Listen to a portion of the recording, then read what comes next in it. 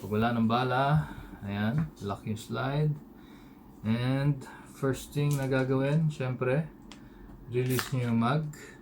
Okay, so pagka-release ng magazine, again, para sa mapanatiling tumagal ang slide natin, huwag nyo nang ibaba to guys, kasi makakaskas siya doon. So ang gagawin na lang natin is pull back nyo na lang, then release.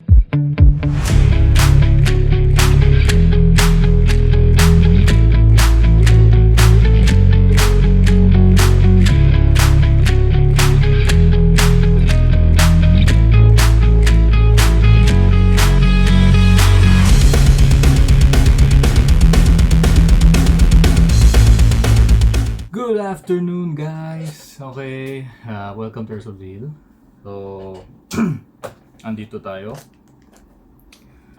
para ipakita sa inyo ang unit ni Sir Luis Mar Sanchez. Sir Luis, thank you very much. Luis Mar Sanchez ng Baybay City, Leyte. Okay, Sir Luis, thank you. And ito yung unit mo. Okay. Glock17 Gen 5. Alright. Napakaganda, sir. Kita niyo naman. Glock17 Gen 5. Alright. Yeah.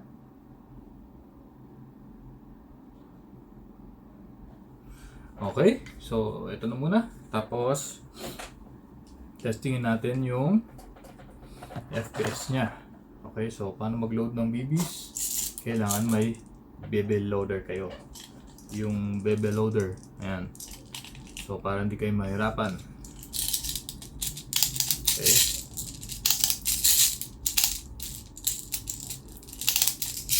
Ayan. Okay. Medyo na parami. Tapos, load tayo ng gas.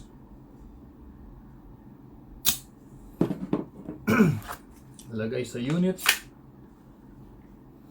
and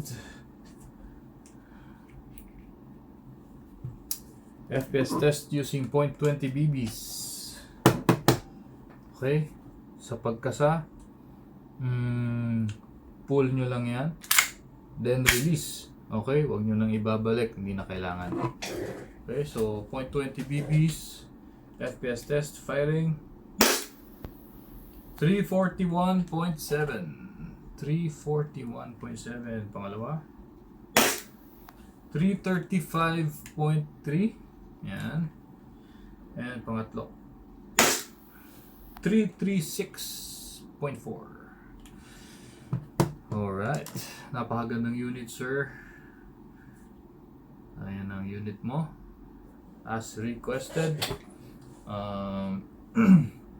Blowback test. Blowback test, firing.